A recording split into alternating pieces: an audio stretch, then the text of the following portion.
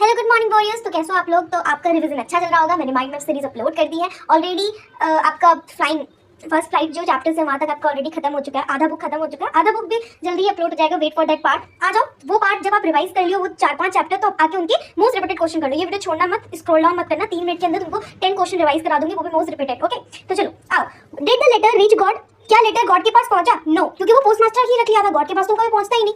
और why did the postmaster send a reply go Lencho? जो Lencho ने letter लिखा था गॉड को, उस पे जो उसने गॉड से मांगा था, उसको उस लेटर का उसने जवाब क्यों दिया था पोस्टमास्टर ने? क्योंकि वो फेथ को रिमेन करना चाहता था जो लेंचो का है गॉड के प्रति। ठीक है, तो अब इसी को लिखना, the letter was not delivered to the god because he did not want to jeopardize him great faith in god. ठीक है, क्यों नहीं गया था गॉड का? क्योंकि गॉड के पास वैसे भी कोई लेटर पहुंचता नहीं, लेकिन पोस्टमास्टर उसको क्यों रिप्लाई दिया था? क्योंकि उसका जो फेथ है गॉड पे वो हमेशा टिका रहे, उसको कभी भी ऐसा ना लगे कि गॉड नहीं होते।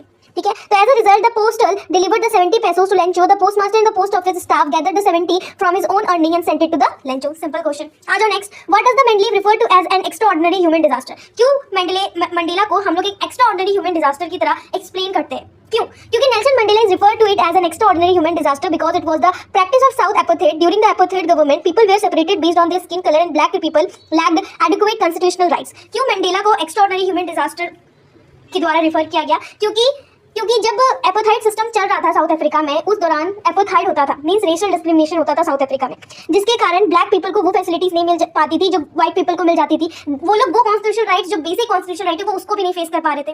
Why did the Abride lose interest in the tagging butterflies? जो एब्राइड था वो बटरफ्लाइज को टैग करने में इंटरेस्ट क्यों लूज कर रहा था? Abride used to brand butterflies wings and then realise them in reality thousands of monarch butterflies lived in the basement of his house and he began to lose interest in it because it was a monotonous job with little feedback. क्यों वो bore हो गया था उस work से? क्योंकि ये work में, इस काम में मेहनत तो बहुत है बट रिजल्ट और उसका फीडबैक बहुत कम है। That's why he is feeling और he is actually losing interest in tagging the butterflies.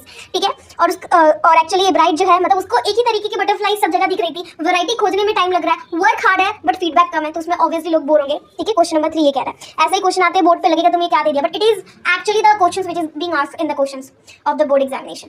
Why did the Bholi not marry the December? ये तो जानते ही हो कि Bholi was devoted to her parents and for their sake, respect and pleasure, she agreed to marry the December. When the December wanted 5,000 rupees as dowry and insulted her father, she refused to marry him in order to safeguard the Ramlal's dignity. पहली बात तो वो अपने father और mother के respect के लिए शादी कर रही थी, और जब उसके मतलब होने वाले husband that is the December, जब वो अपना लिमिट क्रॉस कर दिया and he was actually asking for the 5,000 rupees as a dowry, तब जाके वो शादी करेगा। और उसके फादर को इंसल्ट भी किया। वो इस इंसल्ट का अच्छा रिप्लाई देने के कारण और अपने फादर और मदर के सेल्फ रिस्पेक्ट के कारण उसने क्या किया, ये शादी को मना कर दिया।